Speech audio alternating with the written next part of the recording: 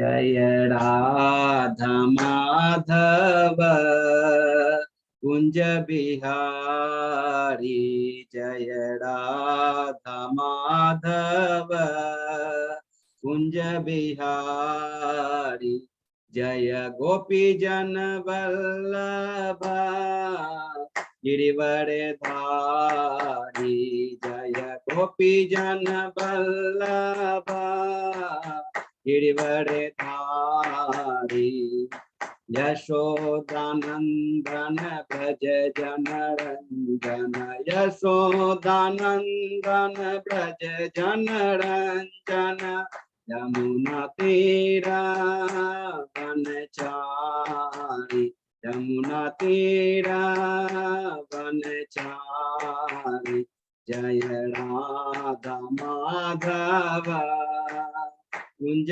बिहारी, हरे कृष्णा कृष्ण कृष्णा हरे हरे, हरे राम राम राम हरे हरे, हरे कृष्णा कृष्ण कृष्ण हरे हरे, हरे राम राम राम हरे हरे, गोविंद बोलो हरि गोपाल बोलो, गोविंद बोलो हरि गोपाल बोलो, राधा रमण हरि गोविंद बोलो, श्री राधा रमण हरि गोविंद बोलो, जय राधा दामोदर राधा दामोदर राधे, जय राधा गोपीनाथ राधा गोपीनाथ राधे, जय राधा मदन मोहन राधा मदन मोहन राधे, जय राधा रास बिहारी राधा रास बिहारी राधे, जय राधा गोविंद राधा गोविंद राधे, जय राधा माधव राधे, जय राधा केशव राधे, जय राधा मधुसूदन राधे, जय राधा कुंज बिहारी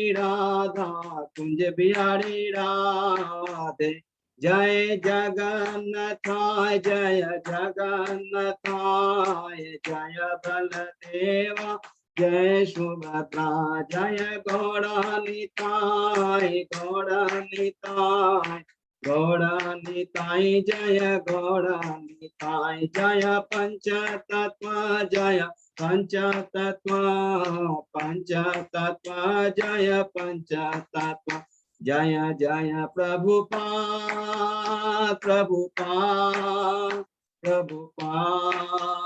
जय श्रीला प्रभुपाद, जय जय गुरुदेव निताय गौर हरि बोल हरि बोल हरि नाम संकीर्तन की जय, राधा माधव की जय, श्रीला प्रभुपाद की जय, हरि बोल हरि बोल। बहुत बहुत धन्यवाद अजय पोदार प्रभु को, बहुत ही अच्छा कीर्तन कराया और आशा करता हूँ सभी भक्तों ने बहुत अच्छे से कीर्तन किया होगा। और हम लोग मंगलाचरण करते हैं, ठीक है। ओम अज्ञान तिमिरांधस्य ज्ञानांजन शलाकया चक्षुरुन्मीलितं येन तस्मै श्री गुरुवे नमः। श्री चैतन्य मनोभीष्टं स्थापितं येन भूतले स्वयं रूप कदा मह्यं ददाति स्वपदान्तिकं।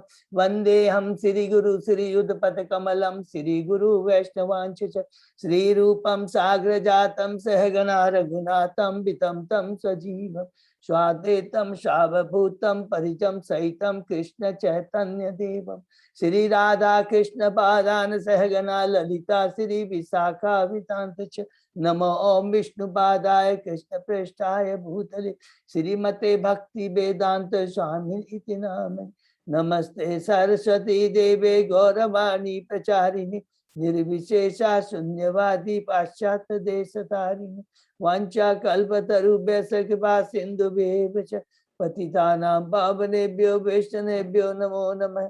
नमो महावदान्याय कृष्ण प्रेम पदायते कृष्णाय कृष्ण चैतन्य नामने गौरत्मिसे नमः। हे कृष्ण करुणा सिंधु दीन बंधु जगतपते गोपेश गोपिका कांत राधा कांत नमस्तुते सप्त कांचन गौरांगी राधे बिंदावनेश्वरी विस्मानुसुते देवी प्रणमामि हरिप्रिय नीलांचल निवासाय नित्याय परमात्मने बलभद्र सुभद्रायां जगन्नाथाय ते नमः। जय श्री कृष्ण चैतन्य प्रभु नित्यानंद श्री अद्वैत गदाधर श्रीवासादि गौर भक्तवृंद मुखम करोति वाचालम पंगुलंगे गिम यत्कृपातमहं वन्दे श्री गुरु मदीनतारिणं परमानंद माधवम श्री चैतन्य ईश्वरम। हरे कृष्ण कृष्ण कृष्ण हरे हरे हरे राम राम राम हरे हरे। श्री श्री मंगलाचरण की जय, शिला प्रभुपाद की जय। हरे कृष्णा। आज के श्रीमद् भागवतम कथा में चर्चा में सभी भक्तों का हार्दिक स्वागत है।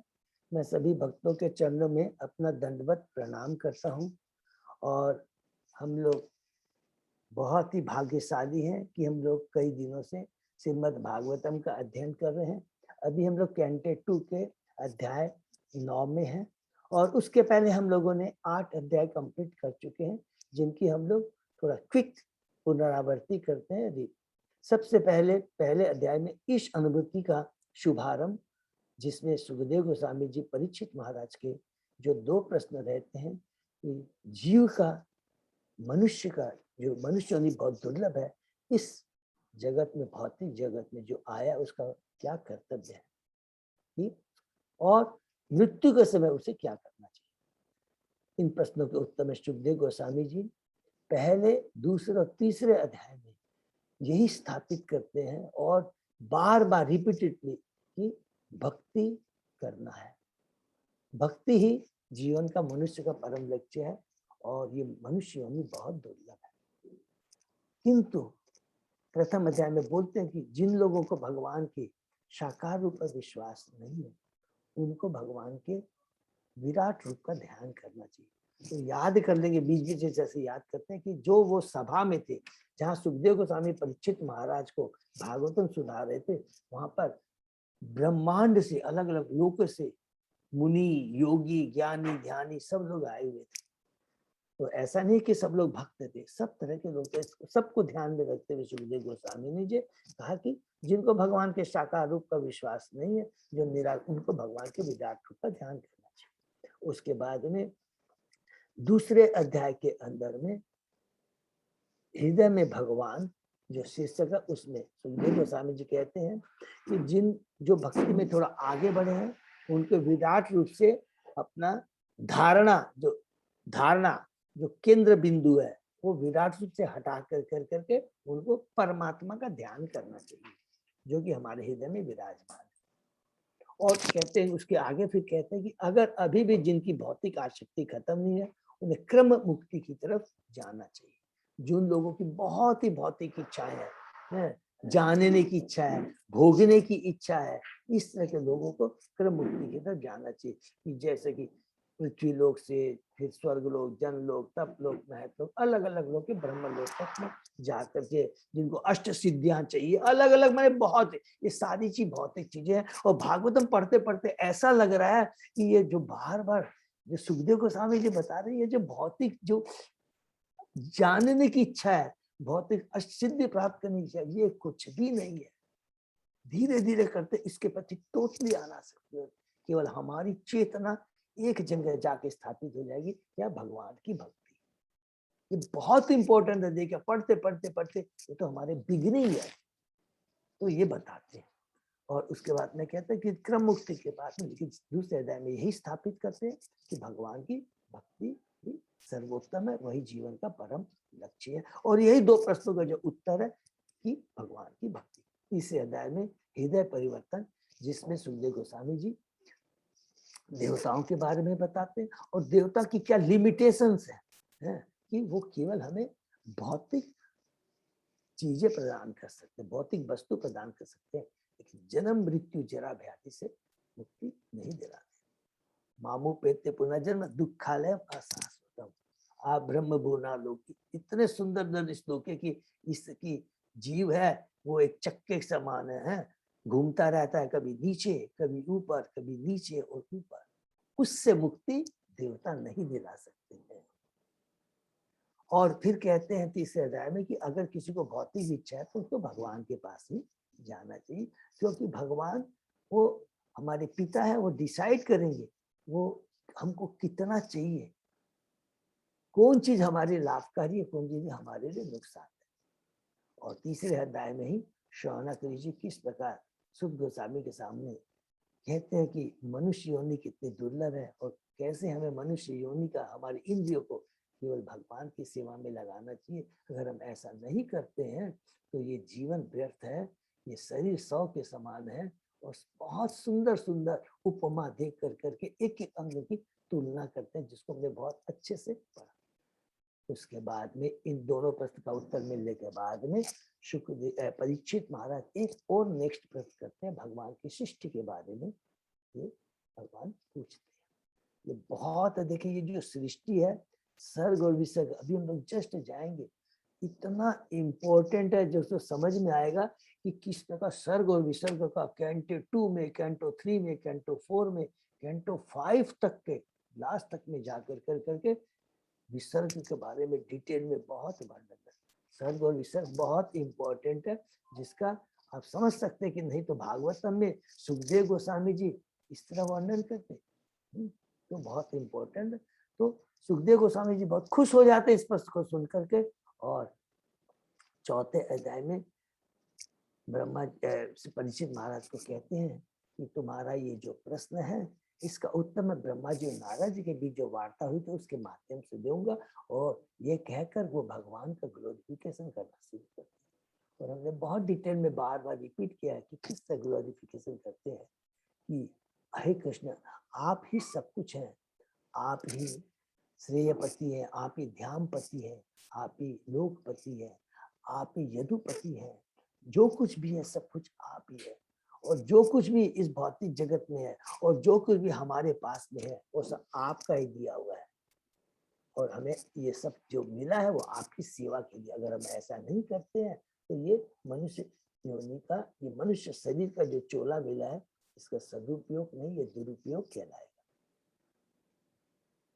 और उसके बाद में 5वें अध्याय में हम प्रवेश करते हैं, जिसमें जो सुखदेव स्वामी ने चौथे अध्याय में कहा था कि हे परीक्षित महाराज, तुम्हारे ये प्रश्न का उत्तर सृष्टि चक्र के बारे में ब्रह्मा जी और नारद के बीच में जो संवाद हुआ था वो मैं तुमको बताऊंगा, उसके माध्यम से बताऊंगा सृष्टि के बारे में। 5वें अध्याय में नारद जी ब्रह्मा जी को कहते हैं कि मेरे हिसाब से तो आप ये सृष्टि करता, पालन करता, संहार करता है। ब्रह्मा जी खुश नहीं होते हैं, वो कहते नहीं, ये भ्रम है, मैं नहीं सृष्टि करता हूँ, मैं तो जो भगवान ने जो क्रिएट किया उसको रिक्रिएट करता हूँ, विसर्ग करता हूँ। ओरिजिनल क्रिएशन तो भगवान करते हैं, ठीक, सेकेंडरी क्रिएशन मैं करता हूँ, वो भी भगवान से ज्ञान पार करके, भगवान से विधि जान करके, और उनको क्रिएशन करने के लिए जितने अव्यय की दरकार होती है वो भगवान से ही आते हैं। ये कह कर करके उनके जो नारद जी के 6 प्रश्न होते हैं, यत रूपम, यत अधिष्ठातम, यत शिष्टम, यत संसतम, यत परम, तत्व तत्व, तो एक एक कर करके उत्तर देते हैं। प्रथम 5वें अध्याय में प्रथम 4 प्रश्नों का उत्तर देते हैं, जिसमें विशेष करके सृष्टि के बाद में यत सृष्टि का बहुत हमने डिटेल में आचार्यों की टिप्पणी के माध्यम से बहुत डिटेल में डिस्कस किया। ये बहुत इंपॉर्टेंट है कि किस प्रकार कारणोदक्षाय विष्णु से अलग जो 23 एलिमेंट आते हैं उससे किससे ब्रह्मांड बनता है, और वही ब्रह्मांड के बारे में किस प्रकार उसके अंदर में गर्भोदक्षाय विष्णु प्रवेश करते हैं, ये करके डिटेल में हमने समझा है। और उसकी तुलना, विराट रूप की तुलना हमने जितने 14 भुवन से की है, वर्णाश्रम में ब्राह्मण क्षत्रिय वैश्य शूद्र से की है, 3 तरह के लोग, उच्च लोक, मध्य लोक, निम्न लोक से की है। बहुत सुंदर बना। तो 6ठे अध्याय में हमें बाकी जो तो प्रश्न रहते हैं, तत्व तत्वतम और यत संस्थम कि किस प्रकार विनाश होता और इंग्रेडिएंट के बारे में हमने डिस्कस करके इस प्रकार 6 प्रश्नों का उत्तर जो नारद जी ने पूछा था ब्रह्मा जी देते हैं। और उसके अंदर में उत्तर देने के बाद में ब्रह्मा जी कहे अब मैं तुम्हें भगवान के लीला अवतार के बारे में बताऊंगा। तो हम 7वें अध्याय में प्रवेश करते हैं, जिसमें सुखदेव गोस्वामी जी परीक्षित महाराज को भगवान के 25 अवतारों के बारे में बताते हैं, वो भी संक्षेप में बताते हैं। उसके बाद में कहते हैं कि हे नारद, मैंने तुमको जो कुछ बताया है, जो कुछ भी किया है, वो मेरा अधूरा कुछ भी नहीं। और ये कुछ भी जो भी मैं थोड़ा बहुत भी जान पाया हूँ, ये भगवान की कृपा है। मैं प्रथम जीव हूँ, लेकिन ऐसा नहीं है कि मैं सब कुछ जानता हूँ। थोड़ा कुछ भी जो जान पाया हूँ वो मैं भक्ति के माध्यम से जान। तो यहाँ पर सबको अभी तक समझ में आया कि अर्थात ये जो डिस्कशन अभी हो रहा है ब्रह्मा जी नारद बीच में, उसके पहले जो 90वें अध्याय में अभी हम जो पढ़े हैं कि भगवान का ब्रह्मा जी से जो डिस्कशन हुआ, उसके बाद में ये जो हम लोग 5वें 6ठे 7वें अध्याय में ब्रह्मा जी नारद जी को बता रहे, उसके बाद ये डिस्कशन हुआ है। ये तो अब तो सब लोग समझ गए होंगे। तो ये बहुत इंपॉर्टेंट चीज याद रखें। और इस प्रकार भगवान के बारे में कह कर करके ब्रह्मा जी कहते हैं नारद अब तुम प्रचार करो लोगों। 8वें अध्याय में प्रवेश करते हैं, परीक्षित महाराज के प्रश्न, जिसके अंदर में परीक्षित महाराज बहुत सारे प्रश्न करते हैं और वही तत्व ज्ञान। और याद रखेंगे ये जो प्रश्न परीक्षित महाराज ने किया है कि हम जीव हैं, हम तो शाश्वत हैं, कैसे हमें भौतिक शरीर मिलता है, भगवान के शरीर के बारे में, हमारे शरीर के बारे में बताइए, हमें लोकपालों के बारे में बताइए, काल के बारे में बताइए, काल की अवधि के बारे में बताइए। और उस काल में जो ब्रह्मा जी का जो जिसको कल्प बोलते हैं, एक कल्प, एक दिन में किस प्रकार किस जो सृष्टि होती है 1000 चतुर्थ माने पूरा काल के बारे में, उसके अंदर मनुष्य देवताओं की क्या क्या अलग आयु होती है, अलग अलग लोकों में किस तरह के लोक रहते हैं, किस तरह का उनका शरीर होता है, सारी चीज के बारे में डिटेल में वो पूछते हैं। और इसका ही बहुत बड़ा वर्णन ये जो है पूरा हम लोगों को कैंटो 3 में, कैंटो 4 में और कैंटो 5 तक में जाकर इसका डिटेल में वर्णन मिलेगा, बहुत इंपॉर्टेंट।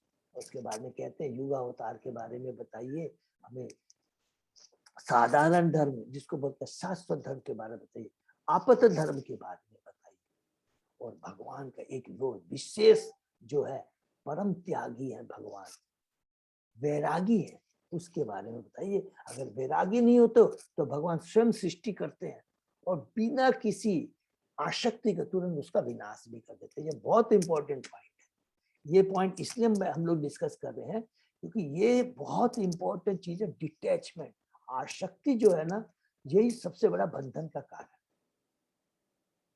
तो इसके बारे में कह कर करके उसके बाद में कहते हैं कि हे ब्रह्मा जी, हे सुखदेव गोस्वामी, परीक्षित महाराज कहते हैं हे सुखदेव गोस्वामी, मैं ये जो भागवतम सुन रहा आपसे ही सुनना चाहता हूँ और किसी और से मैं सुनना नहीं चाहता हूँ, क्योंकि आप भगवान के परम भक्त हैं। तो इससे हमको क्या शिक्षा मिलती है कि हमेशा केवल हमें भक्तों के ही मुखारबिंद से सुनते हैं। उसके बाद में हम 9वें अध्याय में प्रवेश करते हैं, जिसमें परीक्षित महाराज, सुखदेव गोस्वामी जी परीक्षित महाराज के प्रश्नों का उत्तर देते हैं।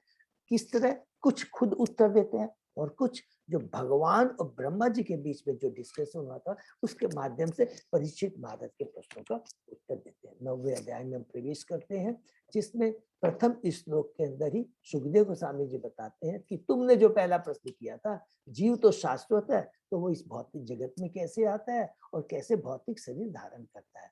ये एकमात्र इसका एकमात्र कारण है, हम अपनी अल्प स्वतंत्रता का दुरुपयोग, पाप और इच्छाएं हमारे मन में जागृत होती है और भगवान इतने कृपालु है। देखिए यहाँ पर भी लिखा है वर्ड क्या है, दयालु भगवान।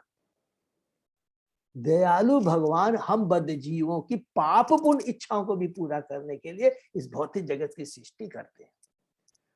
तो इसका मतलब ये नहीं कि भगवान हमारे पर, भगवान कृपा करते हैं हम बद्ध जीवों को ज्ञान देने के लिए। हमारे में जो गलत एक होता है ना कभी कभी, तुमको बुद्धि सही बुद्धि करने के लिए तुम्हारी बुद्धि में जो तुम्हारे में जो क्या बोलते हैं कि कलुषित हो गई है, जो बुद्धि कलुषित हो गई है, उसको ठीक करने के लिए भगवान भौतिक जगत को बनाते हैं। और जीव 84 लाख योनियों में घूमता रहता है, लेकिन जब उसकी चेतना सही स्थान पे आती है भक्ति के माध्यम से, भक्तों का संग कर करके, तब वो क्या है भक्ति में लग जाता है और सुखी हो जाता है। इवन भौतिक जगत में भी रहते हुए वो सुखी हो जाता है कि जैसे उसको मालूम पड़ता है कि हम कौन है, हमारा भगवान से क्या संबंध है और हमारा क्या कर्तव्य है। जो कि सुखदेव गोस्वामी जी जो 2 प्रश्न का उत्तर देते हैं, वही चीज यहाँ 3रे श्लोक में 9वें अध्याय में। और फिर हम लोग ब्रह्मा जी के बारे में डिटेल में डिस्कशन हुआ कि किस प्रकार ब्रह्मा जी कमल नाल के बारे में स्व इच्छा से, स्व प्रयास से जानना चाहते हैं, लेकिन नहीं जान पाते। इसमें हमें शिक्षा मिलती है, कभी भी हमें जो आध्यात्मिक ज्ञान है, जो कि जीवन का परम लक्ष्य है, वो हमारा हृदय है, आत्मा है, भगवान की भक्ति, कभी भी हमें अपने प्रयास से हम नहीं जान सकते। भगवान के जो भक्त हैं उनकी कृपा से ही हम जान सकते। उनकी कृपा का मतलब है भगवान की कृपा, उनके माध्यम से भगवान की कृपा हमें प्राप्त होती है। और वो भगवान की ब्रह्मा जी भक्ति करते हैं। तप वर्ग हम याद रखेंगे कि किस प्रकार उनको तप वर्ग सुनाई देता है। 1000 वर्षों तक दिव्य देवताओं के वर्षों तक वो तपस्या करते हैं। भगवान प्रकट होते हैं, उनको अपना वैकुंठ धाम दिखाते हैं। और वैकुंठ धाम में किस प्रकार भगवान रहते हैं, विष्णु भगवान, उसका डिटेल में वहाँ के लोगों के बारे में, उनकी एक्टिविटीज के बारे में बता के कहते हैं, ब्रह्मा मैं तुमसे बहुत प्रसन्न हूँ क्योंकि तुमने तपस्या की है, भक्ति की है, यही मेरी आत्मा है, यही मेरा हृदय है। उसके बाद में ब्रह्मा जी से कहते हैं तुम मुझे प्रश्न करो। ब्रह्मा जी कहते हैं कि आप ही परम नियंता हैं जो हृदय में परमात्मा के रूप में विद्यमान रहते हैं। मुझे 4 प्रश्नों का उत्तर चाहिए। पहला जो कि चतुश्लोकी भागवतम का ही रूप धारण करता है, जिसको भगवान उनके प्रश्नों के उत्तर के माध्यम से व्यक्त करते हैं कि आपके मैटेरियल फॉर्म और स्पिरिचुअल फॉर्म के बारे में बताइए। आपकी दूसरा आपकी एनर्जी के बारे में, आपकी शक्तियों के बारे में बताइए। तीसरा, आप इन शक्तियों को किस प्रकार इस भौतिक जगत में और आध्यात्मिक जगत में आप इन शक्तियों से ट्रीटमेंट करते हैं, व्यवहार करते हैं, किस तरह से आप इस शक्तियों से बर्ताव करते हैं, कुछ भी कह सकते हैं। और चौथा कि आपने मेरे को जो सृष्टि करने के लिए ये जो कार्य दिया है, ये करते समय मैं बंद नहीं जाऊं 3 गुणों से, तमोगुण रजोगुण से, और मुझमें घमंड नहीं आ जाए। तब भगवान कहते हैं कि मैं तुमको ज्ञान, विज्ञान, रहस्य, 4 देखिए बहुत इंपॉर्टेंट, ये चीजों को कोरिलेट हमको करना है कि 4 प्रश्नों को, ये भगवान जो 31 श्लोक कहते हैं थोड़ा सा टेक्निकल है, कि बोलते मैं तुमको ज्ञान दूंगा, फिर विज्ञान, फिर रहस्य, और उसके बाद में उस रहस्य को जानने की विधि, तत्अंगम। ये 31 श्लोक बहुत इंपॉर्टेंट है, कई बार हम लोग नहीं कंफ्यूज। वो कह करके भगवान फिर 33, 34, 35, 36 श्लोक में जो 4 प्रश्न किए हैं 26 से लेकर के 30 श्लोक तक में, और भगवान 31 श्लोक में क्या बताते हैं कि तुमने ये जो प्रश्न किया है इसका मतलब तुमने क्या क्या पूछा है मेरे से, ज्ञान के बारे में, विज्ञान के बारे में, रहस्य के बारे में, और चौथा इस रहस्य को जानने की विधि के बारे में। अर्थात रहस्य क्या है, भगवान की भक्ति, और जानने की विधि क्या है, भगवान की साधन भक्ति हम जो करें, साधन विधि के माध्यम से हम भगवान की भक्ति योग को प्राप्त कर सकते हैं, रहस्य को प्राप्त कर सकते हैं। उसके बाद इस वही चीज को भगवान 33 श्लोक में कहते हैं कि मैं पहले भौतिक जगत के क्रिएशन के पहले भी था और हूं और हमेशा रहूंगा। कहाँ रहूंगा, मेरा शाश्वत धाम है जिसमें मैं शाश्वत साकार रूप में अपने शाश्वत जो हमारे नित्य शाश्वत पार्षद है उनके संग में रहता हूँ। तो मेरा ऐसा नहीं कि भौतिक सृष्टि मैंने क्रिएट किया तभी मेरा भी एग्जिस्टेंस रहता, नहीं नहीं नहीं, भौतिक सृष्टि करने के पहले भी था मैं, भौतिक सृष्टि जो खत्म हो जाएगी उसके बाद भी मैं रहूंगा। तो ये भौतिक मेरा स्वरूप कौन सा हुआ, जब ये भौतिक सृष्टि में क्रिएट करता हूं तो वो जो ब्रह्मांड बनते हैं यही मेरा विराट रूप है।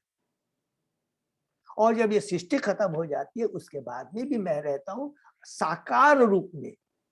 ब्रह्मांड में भौतिक जगत में जब मैं रहता हूँ विराट रूप, वो मेरा कौन सा रूप हुआ, निराकार रूप हुआ। एकदम कंसेप्ट क्लियर होने से किसी को भी एकदम जरा भी।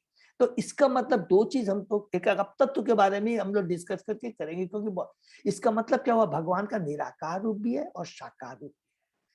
साकार निराकार क्या, भगवान की बहिरंगा शक्ति से बना हुआ ये विराट जगत है, ये भगवान का निराकार रूप है। और उन लोगों के लिए है जो कि पहले हम लोग ने अध्याय में पढ़ा, जिनको भगवान के साकार रूप पर विश्वास नहीं है उनको भगवान के विराट रूप का ध्यान करना चाहिए। तो कहीं भी भगवान ने कंफ्यूजन नहीं रखा।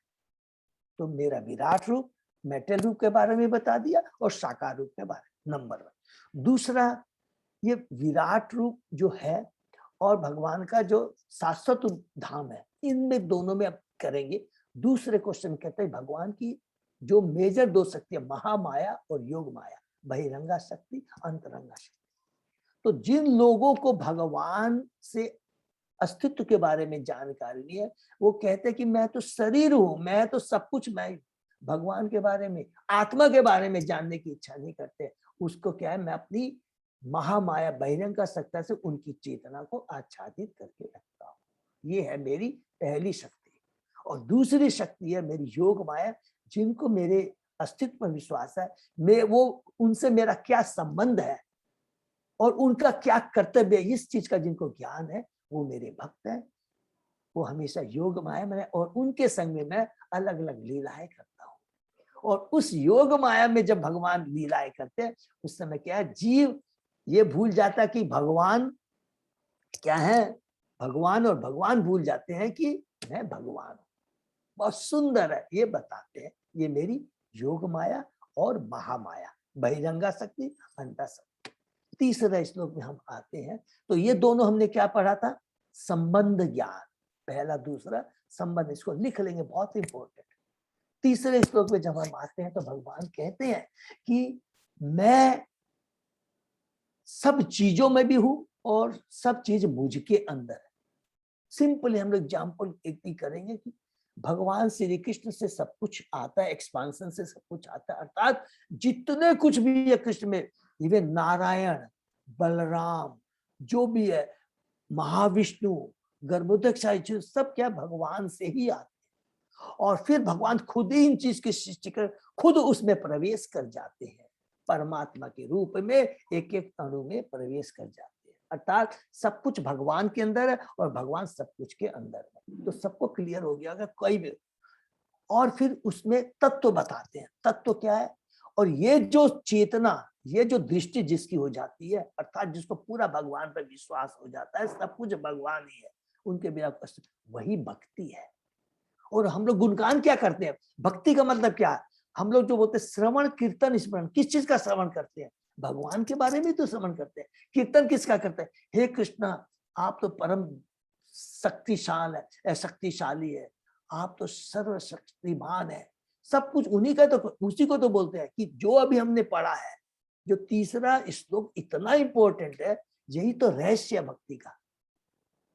और उसमें सबसे इंपॉर्टेंट तत्व हमने क्या समझा, जो और सूक्ष्म कि भौतिक जगत में जिस प्रकार भगवान ने कहा कि जितने भी अव्यय, पृथ्वी, अग्नि, जल, वायु, आकाश, वो भी एक एक जो भी सृष्टि किया भगवान ने, जितने भी इन्हीं से तो बना हुआ है, पृथ्वी, अग्नि, जल, वायु, आकाश से। चाहे ये कैमरा ले लीजिए, ये फर्नीचर ले लीजिए, ये मनुष्य का चोला ले लीजिए, इन्हीं तत्वों से तो बना है।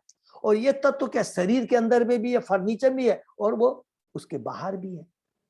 और भगवान, लेकिन क्या है इंपॉर्टेंट चीज यहाँ पर, क्या तत्व, जिस प्रकार ये सारे निर्जीव है लेकिन उनको कोई आसक्ति नहीं रहती। तो भगवान यहाँ बोलना चाहते हैं कि मैं बाहर भी हूं, अंदर भी हूं, परमात्मा के रूप में मैं एक एक अणु में हूं, लेकिन मेरी कोई आसक्ति नहीं है। कि अरे मैं चींटी के शरीर में हूँ, मैं तो ब्रह्मा के शरीर में। जिस प्रकार मट्टी कभी नहीं सोचती है, जल कभी सोचता नहीं है, वायु नहीं सोचती है कि मैं चींटी के शरीर में हूँ या मैं देवता के शरीर में। तो डिटैचमेंट ये बहुत इंपॉर्टेंट। लेकिन आध्यात्मिक जगत में कोई भी चीज निर्जीव नहीं है। इवन ये एलिमेंट की बात करते हैं, पृथ्वी अग्नि जल वायु का, जितने ये सारे सजीव है, मूर्तिमान रूप में वह भगवान की सदैव सेवा करते हैं और भगवान भी अपने भक्तों के संग में रह करके दिव्य आनंद का आदान प्रदान करते हैं। ये आध्यात्मिक। तो किस प्रकार भगवान भौतिक जगत में आध्यात्मिक में किस प्रकार रहते हैं, ये सारी उनकी शक्तियां किस प्रकार, यही जान लेना, यही भक्ति है, यही रहस्य है। इसका हमने बहुत डिटेल में डिस्कशन किया। बहुत चौथे अध्याय को श्लोक में हम आकर कर करके ये हुआ। तीसरा श्लोक क्या हुआ, प्रयोजन, लक्ष्य। और चौथा प्रश्न ब्रह्मा जी कहते हैं कि सृष्टि करते समय मैं अटैच नहीं हो जाऊं। तो भगवान कहते हैं कोई प्रॉब्लम नहीं है। मैंने कहा अगर भगवान तू मेरी भक्ति करेगा, और इसका इतना हम लोगों ने 8 कितने श्लोक पढ़े हैं कि केवल मेरी तुम भक्ति करो, और भक्ति करने के लिए कोई भी योग्यता की दरकार नहीं है, कोई स्थान विशेष स्थान की दरकार नहीं, कोई क्वालिफिकेशन की दरकार नहीं, कोई समय की पाबंदी नहीं है। अगर हम आज हैं, देखिए हरिनाम करते हैं, आप अशुद्ध है, माता जी किसी का भी आप देख लीजिए, कहीं बोला गया कि आप हरि नाम का जप नहीं कर सकते। बल्कि आप देखिए कर्म योग, ज्ञान योग, ध्यान योग करने के लिए एक शुद्धि की दरकार होती है, योग्यता की दरकार होती है, कंसंट्रेशन ऑफ माइंड की, यम नियम आसन धारणा अलग अलग हमको, लेकिन भक्ति में कुछ चीज की दरकार नहीं है। तो चौथे श्लोक का निष्कर्ष क्या पड़ा, जो हम लोग ने कल पढ़ा, इसको हम लोग पढ़ेंगे कि अतः अंतिम निष्कर्ष यह है कि सर्वत्र तथा सर्वदा किसी भी समय काल परिस्थिति में भगवान की महिमा का गान किया जा सकता है और हमें करना चाहिए। उनके महिमा का श्रवण कीर्तन तथा स्मरण होना चाहिए, और यही जीवन की परम सिद्ध अवस्था है। और अतः वास्तविक उन्नति का सर्वोत्तम निश्चित पथ क्या है, यही भक्ति योग है। भक्ति योग ही ये शाश्वत जीवन का सत्य है, और यही वास्तविक उन्नति है। ठीक है, ये करके हम लोग कुछ समाप्त करके फिर 37वें श्लोक में प्रवेश करते हैं, जिसमें भगवान ब्रह्मा को उत्साह करते हैं, बोलते हैं कि हे ब्रह्मा, तुम मन को एकाग्र करके इस निर्णय का पालन करो कि जो तुमने चौथा श्लोक में तुम सबसे ज्यादा डर रहे थे, तो नियम का पालन करो। तुम वो क्या है, तुम्हें भक्ति करनी है, और नियम का पालन करने का मतलब आप समझ जाएंगे कि ब्रह्मा तुम कर करके लोगों में भी प्रचार करो आगे। ये बहुत इंपॉर्टेंट याद रखिए। भगवान जब भी कहते हैं, चेतन महाप्रभु भी यही कहते हैं, जा रे देखो तारे को कृष्ण उपदेश हमार आज्ञा गुरु। अतः तुम्हें न तो आंशिक और न पूर्ण प्रलय के समय किसी प्रकार गर्भ विचलित कर सकेगा, ये मैं गारंटी देता हूँ। तो ये बहुत ही जगत में हमने पढ़ा था, कई तरह की, 4 तरह की क्या होती है, प्रलय होती है। एक आंशिक प्रलय, जिसमें कि ब्रह्मा जी के एक दिन जब समाप्त होता है, जो आंशिक प्रलय होती है, तो ब्रह्मांड के कुछ भाग वो लुप्त हो जाते हैं। लेकिन जब पूर्ण विलय होते हैं, जब भगवान ब्रह्मा जी की 100 साल आयु खत्म हो जाती है, उसको बोलते हैं पूर्ण विलय है, जिसमें सारे सब कुछ क्या है, महाविष्णु के अंदर में समा जाता है। 2 हो गया।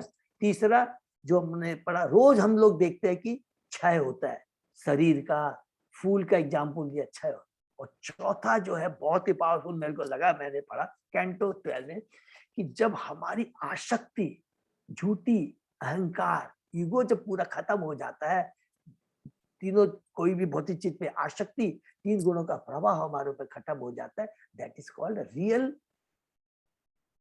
विनाश। माने हमारा जितने भी कलुषिता मन की सब खत्म होकर के हम दिव्य चेतना में आ जाते हैं, और उस अवस्था में हम क्या है, फिर हम भगवान की भक्ति में लग सकते हैं। फिर प्रभुपाद जी कहते हैं, श्रीमद् भागवतम श्री भगवान तथा उनके भक्तों का मूल पाठ है, और किसी भी बाहरी व्यक्ति को भक्ति के इस गुह्य साहित्य तक पैठ नहीं होना चाहिए। इसमें प्रभुपाद जी बहुत ज्यादा चिंतित रहते हैं। अतः यह गुह्य ज्ञान जो स्वयं भगवान ने ब्रह्मा को प्रथम जीव को ब्रह्मा को दिया था, यह परंपरा प्रणाली को पालन करने वाले प्रामाणिक गुरु से प्राप्त करना चाहिए जो भगवान का प्रतिनिधि होता है। इसके बारे में करके डिटेल में बताते हैं। उसके बाद यही बताते हैं जो कि हमने पढ़ा था कि यही पूरा जीवन का परम लक्ष्य है। इसके आगे हम लोग अब पढ़ते हैं, हैं? फिर पुनः सुख गोस्वामी जी अब ये बताने के बाद में चतुर्शिष्टों के बारे में मेरे को विश्वास है कि हम भक्तों को बहुत अच्छे से क्लियर हो गया होगा, कोई भी तरह का संदेह कंफ्यूजन नहीं। अब इसके आगे हम लोग पढ़ते हैं। ओम नमो भगवते वासुदेवाय। ओम नमो भगवते वासुदेवाय। ओम नमो भगवते वासुदेवाय। नारायण नमस्कृत्य नरं चैव नरोत्तमं देवी सरस्वती व्यासं ततो जयम् उदीरये। नष्टप्रायेषु अभद्रेषु नित्यं भागवत सेवया भगवती उत्तम श्लोके भक्ति भवति नैष्ठिकी। आराधयो भगवान ब्रजेश तनय ततधाम वृंदावनम रमया काचित् उपासना व्रजवधु वर्गेण कल्पिता। श्रीमद्भागवतम प्रमाणम अम्लम प्रेमापुमर्थो महा। श्री चैतन्य महाप्रभो मतम इदम तत आदरो न पर। हरे कृष्ण कृष्ण कृष्ण हरे हरे, हरे राम राम राम हरे हरे। अध्याय 9 श्लोक नंबर 38। ठीक है जब यही है ना? हाँ प्रभु 38। Okay thank you. हम कर 38 37 तक हमने किया। श्री शुकवाच संप्रदिश्य एवं अजने जना नाम परमेष्ठितम पश्यत तस्य तत्रूपम आत्मनो न्यरुणत हरि। सुखदेव गोस्वामी ने महाराज परीक्षित से कहा, जीवात्माओं के नायक ब्रह्मा को अपने दिव्य रूप में श्री भगवान हरि इस प्रकार उपदेश देते दिखे और फिर अंतर्धान हो गए। हरि बोल।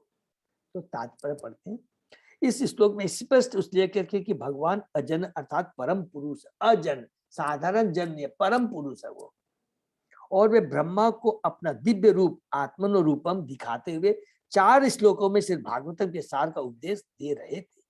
वे जनानाम अर्थात समस्त पुरुषों में अजन अर्थात परम पुरुष है, परम भगवान है, परम ईश्वर है। समस्त जीवात्मा पृथक पृथक व्यक्ति है और ऐसे व्यक्ति में भगवान श्री हरि सरसित। इसको थोड़ा अंडरलाइन कर देंगे। देखिए कि समस्त जीवात्मा पृथक पृथक व्यक्ति है, माने जो प्रत्येक भगवान के हम अंश है और पृथक पृथक है, अलग है। हमारा प्रत्येक आत्मा का जीव का अपना शाश्वत उसका वो है स्थिति है, माने शाश्वत है। वो कभी भी ऐसा नहीं होता जो मायावादी बोलते हैं कि वो कभी भगवान में विलीन हो जाते हैं, जब तक भौतिक जगत में रहते बाद में ये विलीन हो जाता है। ये गलत। ममे वांसे जीव लोके जीव भूत सनातन। ये हम लोग क्यों बार बार रिपीट करते हैं? ये बहुत इंपॉर्टेंट श्लोक है। कभी भी हम प्रीचिंग करते हैं, लोग अलग अलग प्रश्न करेंगे तो सिंपली आप एक ही श्लोक ला के दिखा दीजिएगा, ममे वांसे जीव लोके जीव भूत सनातन। इसी से हम मायावादियों को डिफीट कर सकते हैं कि भगवान खुद कहता है ममे वांसे, मेरे अंश से जीव लोक भूत सनातन, और ये शाश्वत है। ऐसा नहीं है कि इनका विलीन हो जाता है। और ऐसे व्यक्तियों में भगवान सरी हर्ष, और इनके सबके पिता भगवान है, हम उनके अंश हैं।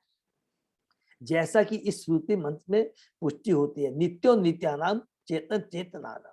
अतः जीव जगत में निराकार रूप के लिए कोई स्थान नहीं है। हरि बोल। जैसा कि भौतिक संसार जब भी चेतना ज्ञान आती है तो रूप साकार हो उठता है।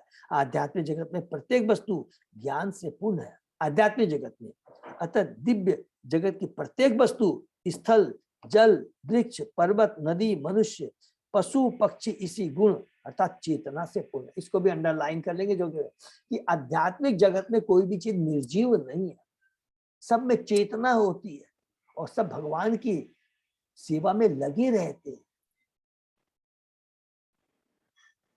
और भौतिक जगत में अभी हमने पढ़ा 35 श्लोक में, वो निर्जीव अचल रहती है, लेकिन उनकी कितने माने कोई आसक्ति उनकी नहीं रहती है कि मैं चींटी के शरीर में हूँ, मैं देवता के शरीर में हूँ। नहीं, मट्टी भी नहीं सोचती है, जल भी नहीं सोचता, वायु भी नहीं सोचता है, और भगवान खुद भी नहीं सोचते हैं। अरे मैं परमात्मा के रूप में जा रहा हूँ तो मैं चींटी के शरीर में क्यों हूँ? माने अनासक्त रहते हैं, टोटली डिटैच्ड। लेकिन आध्यात्मिक जगत में सब अटैच्ड रहते हैं, याद रखेंगे। चाहे जितने भी जो भी है सब अटैच्ड है। किससे है? भगवान भक्त से है, भक्त भगवान से है, और वो होना ही चाहिए, और वही भक्ति है, और वही जीवन का लक्ष्य है। अतः वहां की प्रत्येक वस्तु व्यष्टि तथा साकार है। व्यष्टि मान इंडिविजुअल, जो बार बार कहे, उनका अपना अस्तित्व है, और साकार है, कोई निराकार नहीं है। सर्वश्रेष्ठ वैदिक साहित्य श्री भागवत में हमें यह सूचना प्राप्त होती है, और श्री भगवान से यह सूचना ब्रह्मा जी को इसलिए दी थी कि जीवात्माओं के नायक होने के कारण वे इस जीवात्माओं के नायक माने प्रथम जीव हैं, और हम सबके पिता हैं ब्रह्मा जी। उन्हीं ने हम लोगों को हमको शरीर प्रदान किया है, ठीक है। वे इस संदेश को सारे विश्व में प्रसारित करके भक्ति योग की इस परम ज्ञान में शिक्षा प्रदान कर। ब्रह्मा जी ने अपने पुत्र प्रिय नारद को श्री भागवत के इसी संदेश का उपदेश दिया। यहाँ पर क्लियर हो गया ना कि इसी का उपदेश दिया। कौन सा उपदेश? जो हमने पढ़ा भी 5वें अध्याय में, 6ठे अध्याय में, 7वें अध्याय, एकदम कंसेप्ट क्लियर है। नारद उसे व्यासदेव को दिया, उन्होंने सुखदेव गोस्वामी को। सुखदेव गोस्वामी के सौजन्य तथा महाराज परीक्षित के पास से हमें यह श्रीमद् भागवत प्राप्त है, हरि बोल, जिससे हम श्री भगवान के विज्ञान को स्थायी रूप से सीख सकते हैं। यहाँ प्रभुपाद जी बहुत अच्छे से क्लियर करते हैं। नेक्स्ट, अंतरहित इंद्र अर्थाय हरिये विहित अंजलि सर्वभूतमय विश्वम ससर्ज इदम स पूर्ववतः। भक्तों की इंद्रियों को दिव्य आनंद प्रदान करने वाले श्री भगवान हरि के अंतर्धान हो जाने पर ब्रह्मा जी हाथ जोड़े हुए ब्रह्मांड की जीवात्माओं से पुनः वैसी सृष्टि पुनः करने लगे जिस प्रकार वह इसके पूर्व थी। हरि बोल। जैसे भगवान जी ने आदेश पाकर करके फिर से पुनः सृष्टि के, पुनः का मतलब है कि हम लोग को मालूम है कि बार बार सृष्टि होती है, पालन होता है, संहार होता है, फिर सृष्टि होती है। इसीलिए यहाँ पर लिखा है जो पहले थी, जब सृष्टि थी, फिर जो खत्म हो गई थी, फिर पुनः ब्रह्मा जी उसकी सृष्टि करते हैं। तात्पर्य, श्री भगवान हरि समस्त जीवात्मा की इंद्रियों को पूर्ण करने के उपादान। हरि बोल। बहिरंगा शक्ति के चकाचौंध में मोहित होकर जीवात्माएं परमात्मा की इच्छाओं की पूर्ति करने के बजाय अपने इंद्रियों की पूजा आरंभ कर देती है। यहाँ पर प्रभु जी बार बार हमको बताते हैं कि हम बद्ध जीव किस प्रकार इस भौतिक जगत में आते हैं, क्योंकि हम अपने इंद्रियों की तुष्टि करना चाहते हैं, इंस्टीड ऑफ बजाय भगवान की इंद्रिय तुष्टि को पुष्ट करने न करके। हरि भक्ति शुद्धों में निम्नलिखित श्लोक आया, अक्षणो फलम त्वादृश दर्शनम ही तनो फलम त्वादृश गात्र संग जीवा फलम त्वादृश कीर्तनम ही सुदुर्लभा भागवता ही लोग। हे भगवत भक्त, आंखें तुम्हें देखकर सफल हो जाती है और तुम्हारे देह के स्पर्श से स्पर्श की पूर्ति हो जाती है। जीवा तुम्हारे गुणों के गान के लिए, क्योंकि इस संसार में भगवान का सुख पाना अत्यंत दुर्लभ है। हरि बहुत ही प्रारंभ में जीवात्मा को इंद्रिय इस हेतु प्रदान की गई थी। देखिए बहुत ध्यान से पढ़ेंगे। प्रारंभ में जीवात्मा को इंद्रिय इस हेतु प्रदान की गई थी कि वे उनसे भगवान तथा उनके भक्तों की प्रीति पूर्वक सेवा कर सके, किंतु बद्ध जीव बहिरंगा शक्ति के मोह में आकर इंद्रिय सुख से सम्मोहित हो गए। फलतः ईश्वर चेतना की सारी प्रक्रिया इंद्रियों के बद्ध कार्यों को सही मार्ग पर लाना और फिर से उन्हें भगवान की सेवा में लगाना है। ईश्वर चेतना की सारी प्रक्रिया माने ईश्वर चेतना माने भगवान सब कुछ है, तो इन हमारी इंद्रियों को हमें भगवान की सेवा में लगाना है। इसलिए ब्रह्मा जी ने पुनः सृष्टि ब्रह्मांड में कार्य करने के लिए बद्ध जीनों की पुनः सृष्टि करके अपने इंद्रियों को भगवान की प्रत्यक्ष सेवा में लगाया। और ये कार्य सबसे पहले किसने किया? ब्रह्मा जी ने स्वयं किया। ये याद रखें, हमने पढ़ा अभी 9वें अध्याय में क्या हमने पढ़ा कि ब्रह्मा जी पहले तो अपने प्रयास से कुछ जानना चाहते, लेकिन नहीं, उसके बाद में उन्होंने तपस्या की और सारी अपनी इंद्रियों को भगवान की सेवा में लगाया और तब भगवान ने उनको दर्शन दिया। तो पहले उन्होंने खुद अप्लाई किया और उसके बाद में वो आगे जीवों को दे रहे हैं। इस प्रकार यह ब्रह्मांड भगवान की इच्छा से उत्पन्न और विनष्ट होता है। इसकी सृष्टि बद्ध जीवों को अवसर प्रदान करने के लिए की जाती है, जिससे वे भगवान के धाम वापस जाने की दिशा में कार्य कर सके। तो ये भौतिक जगत भगवान ने बनाया है कि तुमने जो भूल की है कोई बात नहीं है, पुनः इस गलती का भक्ति कर कर करके इसका निवारण करके पुनः हम भगवान के, अब भगवान माने क्या, हम बोले अपने धाम में हम वापस जा सके। और ब्रह्मा जी, नारद जी, व्यासदेव जी तथा उनकी मंडली, हरि बोल, जैसे सेवक इसी उद्देश्य से भगवान के कार्य में लग जाते हैं। तो देखिए, और भगवान इतने कृपालु हैं कि हम बच्चों का कल्याण करने के लिए एक से एक, किसका नाम लिया, ब्रह्मा जी, नारद, व्यासदेव, सुखदेव गोस्वामी, सुत गोस्वामी, ये सब लोग लग गए हैं किसके लिए, अपनी इंद्रिय तृप्ति के लिए नहीं, हम बच्चियों के कल्याण के लिए।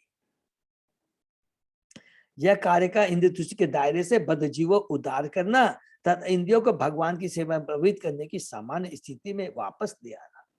किंतु निर्विशेषवादी ऐसा करने के बजाय बद्ध जीवों को चेतनाहीन बताने लगे और भगवान को भी चेतनाहीन है, भगवान निराकार है। बद्ध जीवों के साथ यह दुर्व्यवहार है। हरि बोल, देखिए कितनी बड़ी कठोर बात प्रभुपाद जी ने क्या है कि अगर ये कोई मायावादी है, निर्विशेषवादी अगर ऐसा कहता है तो वो भगवान की जो आत्माएं हैं उनके संग वो गलत व्यवहार कर रहे हैं, उनको मिसगाइड कर रहे हैं। इस तरह, इसलिए हमें इस तरह के लोगों से दूर रहना चाहिए। इंद्रियों की रुग्ण अवस्था दोष के उपचार द्वारा ठीक की जा सकती है, न कि इंद्रियों के उच्छेदन से। यदि आंखों में कोई रोग हो जाए तो ठीक से देखने का उपचार करना चाहिए, बल्कि इसको ऐसा नहीं कि और उसको खराब करे। आंखों को निकाल लेना तो कोई उपचार नहीं हुआ, आत्मा का सुसाइड करना तो उपचार नहीं हुआ। इसी प्रकार सारा भवरोग इंद्रिय तृप्ति पर आधारित है और रुग्ण अवस्था से मुक्ति का अर्थ है कि इंद्रियों को भगवान का सौंदर्य निखरने, उनके महिमा सुनने तथा उनके लिए कर्म करने की ओर लगाया जाए। इस पर ब्रह्मा जी ने फिर से ब्रह्मांड के कार्यों की सृष्टि की। यहाँ सुखदेव गोस्वामी परीक्षित महाराज को सब बताने के बाद में बता रहे, जस्ट अभी कंप्लीट करें। प्रजापति धर्मपति एकदा नियमान यमान भद्रम प्रजानाम अविच्छन्न आतिष्ठत स्व अर्थ कामयया। एक बार जीवों के पूर्वज तथा धर्म के पिता ब्रह्मा जी ने समस्त जीवात्माओं के कल्याण में ही अपना हित समझते हुए विधि पूर्वक यम नियमों को धारण किया। तात्पर्य, यम नियमों को धारण किए बिना कोई उच्च पद पर आसीन नहीं हो सकता। इंद्र तृप्ति का असन्वित जीवन पशु जीवन है। और इसीलिए भगवान ने व्यास जी ने जो वेद जो कुछ बताया है, यम नियम, सारे वर्णाश्रम, अलग अलग यज्ञ की विधि, पूजा की विधि, ये सब किस लिए बनाया गया है कि इसका एकमात्र उद्देश्य है कि किस प्रकार सभ्य मनुष्य बन करके अपनी चेतना को सतोगुण ले पर ला कर करके हम भगवान की भक्ति से जुड़ सके, जो कि जीवन का परम लक्ष्य है। इंद्रिय तृप्ति का असंवित जीवन पशु जीवन है। और ब्रह्मा जी ने अपनी संततियों को उच्चतर कर्तव्यों के निर्वाह हेतु इंद्रियों पर संयम रखने की शिक्षा दी। सबसे भौतिक जगत में अपनी इंद्रियों को हमें संयमित रखना है, और वो केवल एक ही चीज से हो सकता है, कुछ नहीं करना है, भगवान की भक्ति, अपनी इंद्रियों को भगवान की सेवा में लगा देना, एकदम सिंपल। वे भगवान के दास के रूप में सभी का कल्याण चाह रहे थे, और जो भी अपने कुल तथा पीढ़ियों के कल्याण की कामना करता है उसे नैतिक धार्मिक जीवन बिताना होता है। उच्चतम नैतिक जीवन है भगवत भक्त बनना। इसको अंडरलाइन कर देंगे, जो कि अभी हमने लास्ट में 36वें श्लोक में, जो कि प्रयोजन अविधेय, चौथा श्लोक किसके लिए है हम लोग भूल गए थे, रिपीट करना, अविधेय। विधि क्या है, केवल उच्चतम नैतिक जीवन करना है, वो किसके थ्रू, भक्ति के द्वारा, और तब हम लोग भगवत भक्त बन जाएंगे। क्योंकि शुद्ध भक्त में भगवान के सभी गुण आ जाते हैं। हरि बोल। इसके विपरीत जो ईश्वर भक्त नहीं है, वह सांसारिकता में कितना ही पटु क्यों न हो, किसी उत्तम गुण से संपन्न नहीं कहा जा सकता। यदि किसी ने भगवान की भक्ति नहीं की है, कितने उसके पास भौतिक धन हो, कितनी भौतिक योग्यता हो, ज्ञान हो, ऐश्वर्य हो, सुंदरता हो, वो उच्च नहीं, उत्तम गुण नहीं कहलाया जा सकता जब तक वो भगवान की भक्ति नहीं करता। उत्तम गुण का मतलब है भगवान की भक्ति। अदरवाइज सारी जो चीजें हैं अगर भगवान से जुड़ी हुई नहीं है तो हमारी जितना जो कुछ भी है वो आसुरी प्रवृत्ति है। आसुरी प्रवृत्ति में ही ये यूज होंगी, आसुरी कार्य के लिए। सॉरी, ब्रह्मा तथा उनकी शिष्य परंपरा के अनेक व्यक्ति जो भगवान के शुद्ध भक्त हैं, जब तक स्वयं वैसा आचरण नहीं करते तब तक अपने आश्रितों को किसी भी प्रकार का उपदेश नहीं देते। ये बहुत इंपॉर्टेंट है, प्लीज इसको अंडरलाइन कर दें। पहले आचार और फिर प्रचार, ये बहुत बड़ा है। गुरु को पहले आचरण फिर प्रचार का अधिकार। नेक्स्ट, तम नारद प्रियतमो रिक्त आदानाम अनुव्रतः शुश्रूषमाण शीलेन प्रशयेन दमेन च। ब्रह्मा के उत्तराधिकारी पुत्रों में अत्यंत प्रिय नारद अपने पिता की सेवा के लिए सदैव तत्पर रहते हैं और अपने पिता के उपदेशों का अत्यंत संयम विनय सौम्यता से पालन करते हैं। हरि बोल। तो यहाँ पर कहा कि ब्रह्मा जी के बहुत सारे पुत्र, लेकिन स्पेशली नारद जी के बारे में लिखा है क्योंकि वो सदैव तत्पर रहते हैं वो कि भगवान सेवा में और ब्रह्मा जी के आदेशों का पालन करने में सबसे प्रथम रहते, माने सबसे आगे रहते हैं। ठीक है ना। नेक्स्ट, मायां विविदिशन् विष्णु माया ईशस्य महामुनि महाभागवतो राजन पितरम पर्यतोषयत।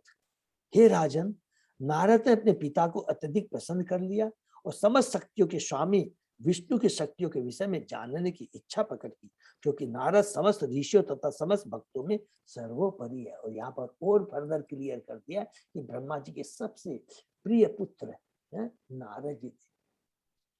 वैसे तो हम लोगों ने पढ़ा है कि शौनक ऋषि है, सब बड़े भाई है ना, नारद जी के बड़े भाई है शौनक ऋषि, लेकिन ब्रह्मा जी ने प्रथम जो ज्ञान माने सबसे प्रिय कौन बने, नारद जी।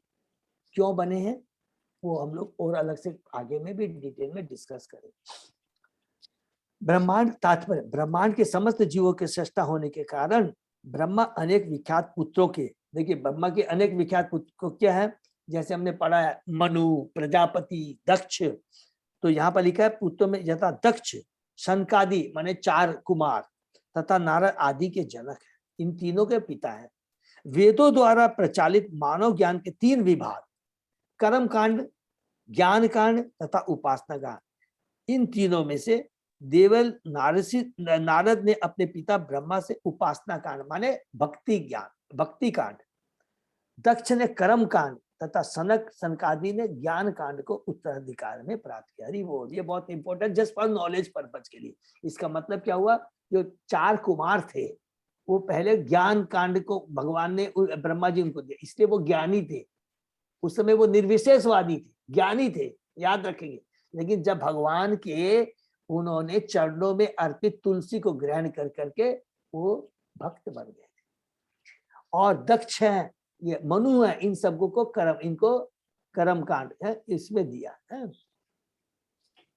माने उन लोगों ने जो पूरा सृष्टि का एक्सपांशन किया, इसका हम लोग अलग से डिटेल में आगे में पूरा पढ़ेंगे। दक्ष का मतलब ही यही होता है जो दक्ष हो, जो कि सृष्टि को बढ़ाने में दक्ष निपुण हो। ठीक है ना। किंतु इन सब में से नारद को उनके सदाचार, आज्ञा पालन, विनयशीलता तथा पिता के प्रति संबद्धता के कारण ब्रह्मा का अत्यंत प्रिय पुत्र कहा गया। नारद मुनियों में सर्वश्रेष्ठ हैं क्योंकि समस्त भक्तों में नारद भगवान के अनेक प्रसिद्ध भक्तों के गुरु है। हरि बोल।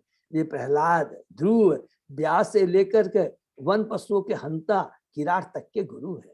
उनका एकमात्र कार्य हर एक को भगवान की दिव्य प्रेमा भक्ति की ओर उन्मुख करना है। इसलिए इन सारे गुणों के कारण वे अपने पिता के परम प्रिय पुत्र हैं और इसका एकमात्र कारण नारद का प्रथम कोटि का भगवत भक्त होना है। वो भगवान के परम भक्त थे, इसीलिए इन तीनों में से भक्ति का जो वो है दायित्व, भक्ति को प्रचार करने का दायित्व नारद जी को दिया गया।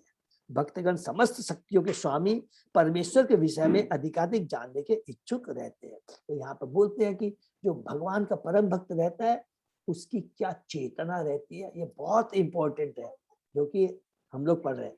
जैसा कि भगवत गीता में कहा गया है कि जो भगवान का जो परम भक्त होता है उसकी सदैव क्या चेतना रहती है, मत चिता मत गत प्राणा बोधयंत परस्परम कथयंश्च माम नित्यम तुष्यन्ति च रमन्ति च। हरि बोल। परमेश्वर सदैव वो क्या करते हैं, केवल भगवान के बारे में चर्चा करते हैं और कोई दूसरा कार्य भक्त का नहीं होता है। परमेश्वर अनंत है और उनकी शक्तियां भी असीम है, उन्हें कोई पूर्णतः नहीं जान सकता, जो कि स्वयं ब्रह्मा जी ने कहा था कि मैं प्रथम जी होके भी भगवान को नहीं जान पाया, थोड़ा बहुत जान पाया हूं उनकी भक्ति के माध्यम से, अपनी उनकी भक्ति है। यस, ब्रह्मा जी इस ब्रह्मांड के सबसे बड़े जी होने थे तथा भगवान से प्रत्यक्ष उपदेश प्राप्त करने के कारण अन्यों की अपेक्षा अधिक जानते हैं। यद्यपि ऐसा ज्ञान पूर्ण नहीं हो सकता, सबसे ज्यादा जानते हैं लेकिन वो पूर्ण ज्ञान नहीं है। अतः प्रत्येक व्यक्ति का कर्तव्य है कि वह ब्रह्मा की शिष्य परंपरा में जो नारद से व्यास और व्यास से सुखदेव आदि से आगे चली आ रही है, गुरु के अनंत भगवान के विषय में जिज्ञासा करे। तो यहाँ परंपरा के बारे में फिर से रिपीट कर रहे हैं सुखदेव गोस्वामी जी, परिचय प्रभुपाद जी। ठीक है, नेक्स्ट। तुष्टम निशाम्य पितरम लोकानाम प्रपितामहम देवर्षि परिप्रपक्ष भवान यत्मा अनुपृक्षति। जब नारद ने देखा कि समस्त ब्रह्मांड के प्रपितामह ब्रह्मा जी मुझ पर प्रसन्न है, तो उन्होंने भी अपने पिता से विस्तार में यही पूछा, भक्ति के बारे में पूछा। किसी सिद्ध महात्मा से आध्यात्मिक या दिव्य ज्ञान को समझने की विधि पाठशाला के शिक्षक से कोई सामान्य प्रश्न पूछने जैसी नहीं है। आजकल शिक्षकों को ज्ञान प्रदान करने के एवज में धन दिया जाता है, किंतु गुरु वेतन भोगी नहीं होता। हरि बोल। न ही वह बिना अधिकार के शिक्षा दे सकता है। भगवत गीता में दिव्य ज्ञान को समझने की विधि का निर्देश इस प्रकार है। इस श्लोक को हमेशा याद रखेंगे, बहुत इंपॉर्टेंट, जो कि हम लोग बार बार तो अदिति परिपातेन परिप्रश्नेन सेवया उपदेशन्ति ते ज्ञानम ज्ञाने तत्व दर्शन। तो ज्ञान प्राप्त करने की विधि क्या है कि गुरु के पास में जाकर करके बड़े प्रेम से विनय भाव से जाएं, नम्र भाव से उनकी सेवा करें और उसके बाद में उनको पूरा तुष्ट करके संतुष्टि कर करके उनसे प्रश्न करें। यदि हम ऐसा करेंगे स्वतः ही ये दिव्य ज्ञान इतना उच्च कोटि का स्वतः ही गुरु के मुखार बिंद से अपने आप हमको मिलेगा। लेकिन कंडीशन क्या, हमको उसी तरह से गुरु के सामने पेश होना है। अर्जुन को सलाह दी गई थी तो किसी सिद्ध पुरुष से समर्पण, प्रसन्न तथा सेवा द्वारा दिव्य ज्ञान प्राप्त करें।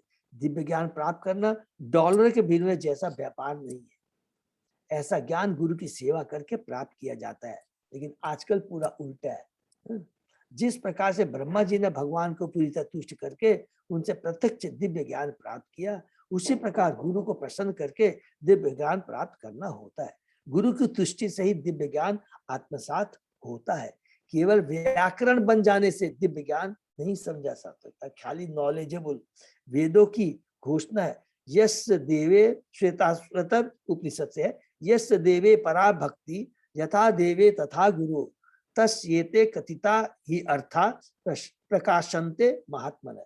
जिसकी अड्डिक भक्ति भगवान तथा गुरु में होती है उसे ही दिव्य ज्ञान स्वतः प्राप्त होता है। देखिए लिखा वर्ड स्वतः प्राप्त होता है। शिष्य तथा गुरु का ऐसा संबंध शाश्वत है।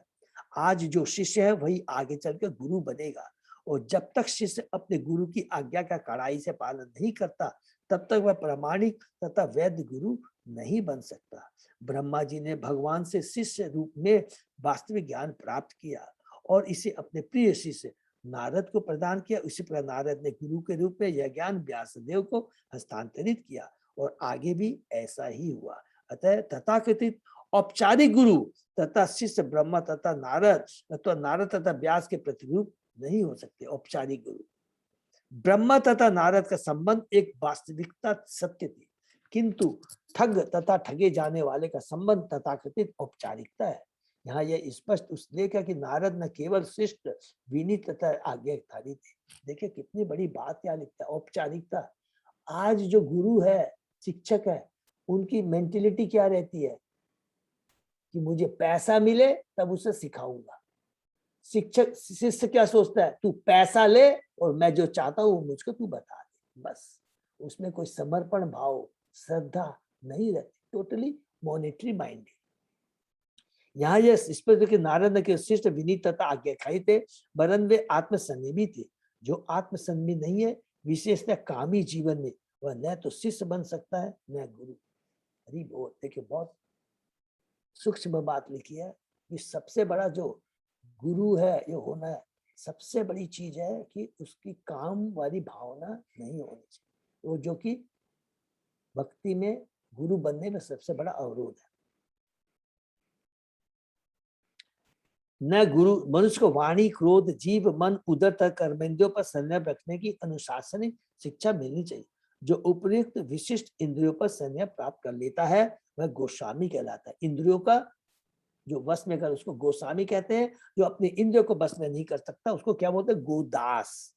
गोस्वामी हुए बिना न तो कोई शिष्य बन सकता है और न गुरु। इंद्रिय संयम के बिना तथाकथित गुरु निश्चय ही वंचक, ठग है और उसका शिष्य वंचित है। हमें इस श्लोक के अनुभव की तरह ब्रह्मा जी को वृत्त प्रतिमान नहीं समझना चाहिए। हरि बोल। वे सबसे बड़े प्रपितामह है और अभी भी जीवित है। किस रूप में जीवित है? जो ज्ञान उन्होंने जो दिया है, जो ज्ञान उन्होंने भगवान से प्राप्त करके दिया है, तो वो ही उसके रूप में वो अभी भी जीवित है। प्रभुपाद जी जीवित हैं अपने बुक्स के माध्यम से, अपने उन्होंने जो प्रवचन के माध्यम से वो जीवित है। नारद जी जीवित है। हरि बोल। भगवद गीता में ब्रह्म लोक के निवासियों की आयु का उल्लेख है। ये क्षुद्र पृथ्वी लोकवासी मुश्किल से ब्रह्मा के एक दिन की अवधि की गणना कर सकते हैं। हरि बोल। हमने पढ़ा ब्रह्मा जी का एक दिन कितना बड़ा होता है। नेक्स्ट, तस्मे इदम भागवतम पुराणम 10 लक्षणम प्रोक्तम भगवता प्राह प्रीत। हरि बोल के। हाँ क्या प्रभु, सॉरी, ओ सॉरी, हाँ प्रभु सॉरी। तो हम लोग यहीं पर विराम देते हैं, ठीक है ना। हरे कृष्णा। तो यहाँ पर आप लोगों ने कि अभी लास्ट में ये बताया जा रहा है कि जो चतुश्लोकी भागवतम के माध्यम से भगवान ने ब्रह्मा जी को जो ज्ञान प्रदान किया और ब्रह्मा जी ने उसको किस रूप में लिया और ब्रह्मा जी ने किस रूप में अपने आगे शिष्यों को दिया, ये बहुत इंपॉर्टेंट है। और गुरु में क्या योग्यता होनी चाहिए, किसको प्रामाणिक गुरु बोलेंगे और कौन कैसे शिष्य की योग्यता होनी चाहिए, यानी शिष्य के क्या कर्तव्य भी होने चाहिए। ऐसा नहीं खाली गुरु के बारे में, शिष्य को भी त्वदिति प्रणिपातेन परिप्रेषण सेवया। तो ये दोनों बहुत इंपॉर्टेंट चीज है, इसके बारे में बताया। और ये जो लास्ट श्लोक पढ़ते पढ़ते अभी हम लोग करेंगे। यहाँ पर फिर लिखा है 10 लक्षण, तो कल करेंगे, अभी नहीं तो फिर लंबा हो जाएगा। अब यहाँ पर हम लोगों को ये जो चतुर्श्लोकी गीता से जो कुछ ज्ञान प्राप्त हुआ है, यही पूरा ज्ञान ये पूरे 10 भाग में बांटा, 10 लक्षण है भागवतम के। और ये पूरे भागवतम में 18 या 12वें स्कंद तक यही हमें सुखदेव गोस्वामी जी परीक्षित माधव के माध्यम से हमें बताएंगे। हरे कृष्णा। तो हम लोग यहीं पर विराम देंगे। हरे कृष्ण प्रभु जी।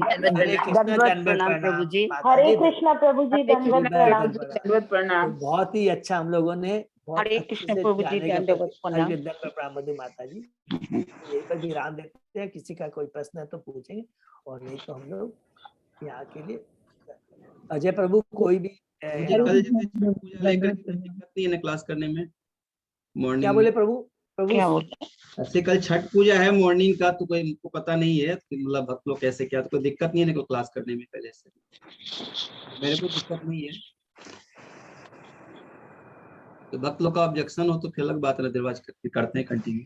ओके ठीक है, तो अब हम लोग कंटिन्यू करते हैं। Thank you so much. और हम लोग जस्ट मैं थोड़ा सा लूंगा 2 मिनट कि कल बलराम गोविंद प्रभु आए थे, तो हम लोगों ने जो वेन्यू है उसका डिस्कस किया है।